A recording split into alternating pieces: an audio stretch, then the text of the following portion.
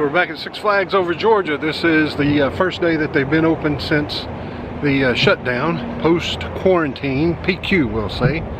And we have noticed that in the parking lot they are spacing the cars out, leaving one space in between each car. So today is just for season pass holders and members. And that's the way it's going to be for the first week. Next Monday will be open to the general public. So as I came in today, when you drive into the parking lot, what they're doing right now is just checking your reservation. That's just to get into the parking lot. Now you have to go online to buy your tickets and your parking pass if you're not a season pass holder or if you're not a member. Okay, we're going to stop right here. This next section is totally changed now. Went back on day 2 and the checkpoint 1 was gone. You checked your reservation at the parking booth. So I guess they're just trying things out daily, so the things that happen in this video may not be happening when you attend Six Flags, but for the most part, things should remain the same. And now, back to Six Flags. So as you come into the entrance of the park right after you get off the highway, this is your first checkpoint. This is where they check your reservation. So here's the regular parking booths. You don't really have to stop here unless you've got preferred parking. That's where they'll give you your preferred parking ticket. This is actually your second checkpoint getting into the parking lot. So right now I'm not wearing a mask only because there's nobody around me. But once we get up to the front, they're not going to let you in the park unless you're wearing a mask. And from what I understand, you've got to wear a mask all day long. So my reservation today is for 1:30. So we'll see what the park is like. I think they open up at 12 today. You can check their website for their hours. They are running the shuttle today.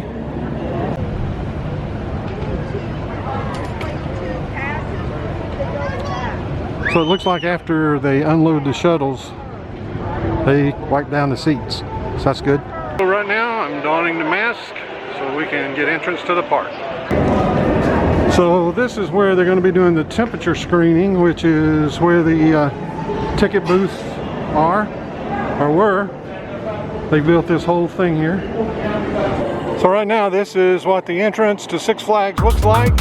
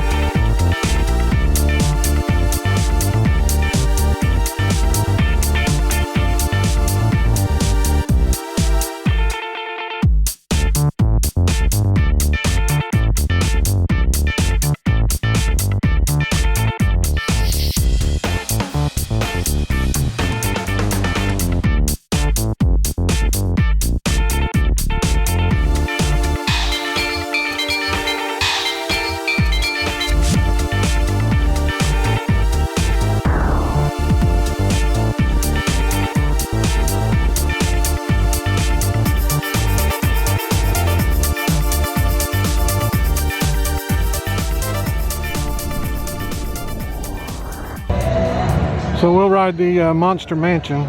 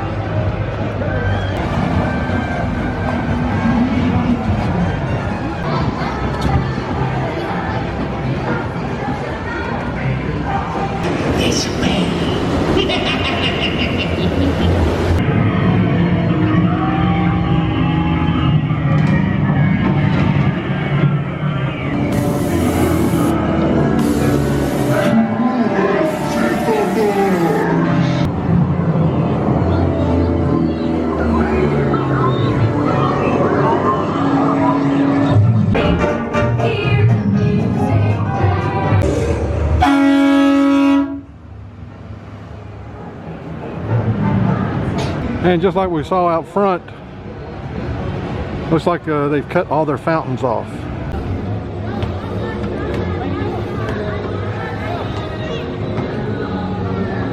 So in the USA section next to the Goliath, this is a mask-free zone. They've barricaded it off. So if you need a break from your mask, this is one of the places to come. So it looks like there's another mask-free zone or mask break zone.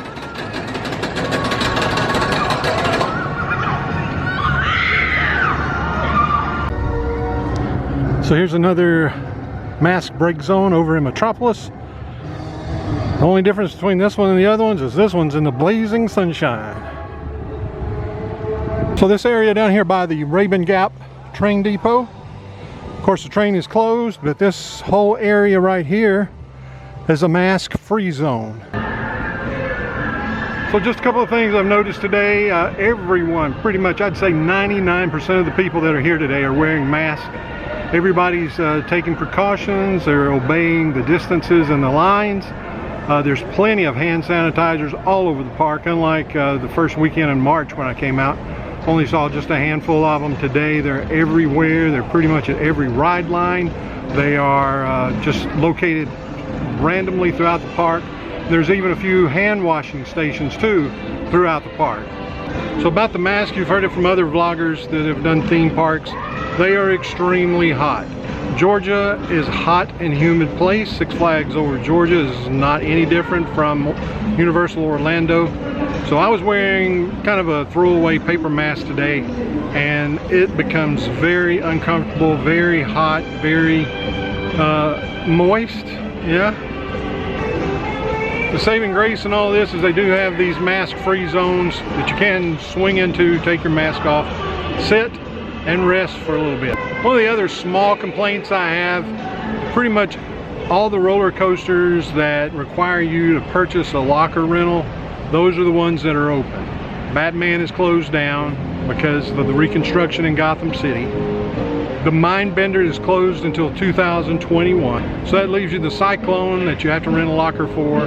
The Georgia Scorcher, you have to buy a locker for. So there you go. So 3 months ago at the beginning of March, Gotham City was under renovation and we couldn't get down there for the two new rides. Still under renovation. The Bobcats have been moved. They're down there kind of spraying off the area, so I would guess that they're going to probably open that up within this week or maybe even next week. We'll zoom in a little bit and see what we can see. They've removed the Gotham City sign. It looks like they're building a new one. Got these two concrete blocks I guess will be holding up the new signage for Gotham City.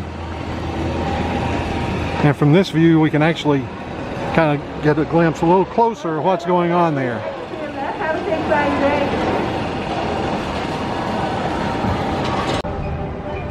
To be honest with you, I don't ride this ride unless the lines are short, and today it looks like the line is very short. So let's go take a ride on the Daredevil Dive Coaster. Alright, we just got off the Daredevil Dive Coaster and we can get a little better look of the Gotham City area.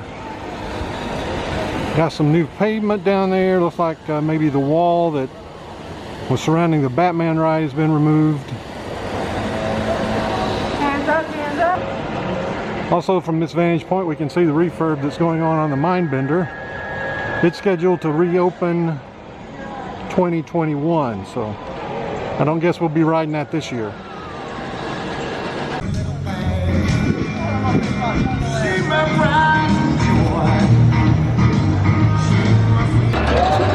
So we're here at DJ's Diner, so we're going to try to do the mobile food ordering.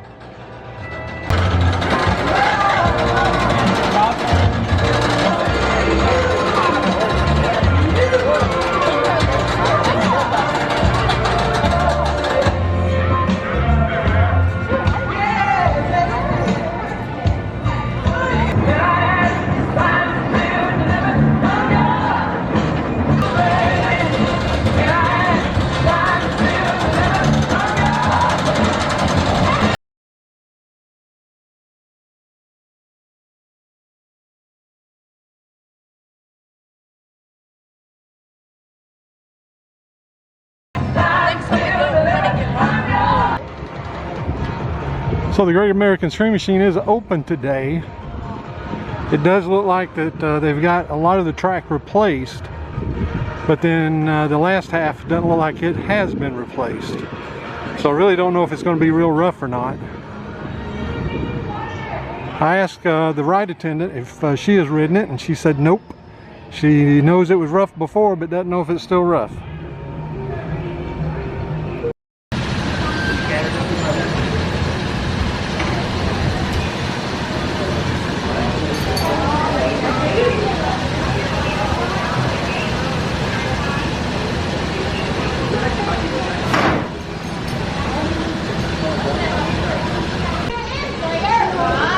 So they've either gotten new cars or they refurbished the old ones.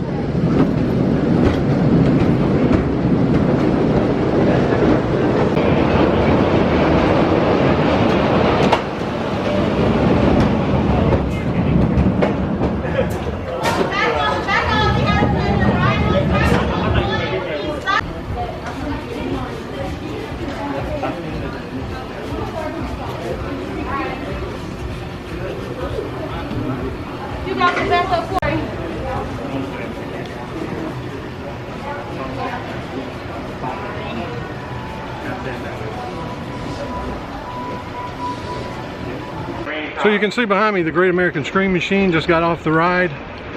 I wanted to see how far they had gotten on the track. It's not even half through yet, but the first part that's been redone, fairly smooth. The last half beat your back to death. So hopefully they'll continue refurbishing the Great American Screen Machine, and hopefully either by the end of this year or next year they'll have all the track redone. So here's what I've noticed so far today. There's plenty of mask-free zones. That's where I'm at right now, down near the Rapin Gap train depot.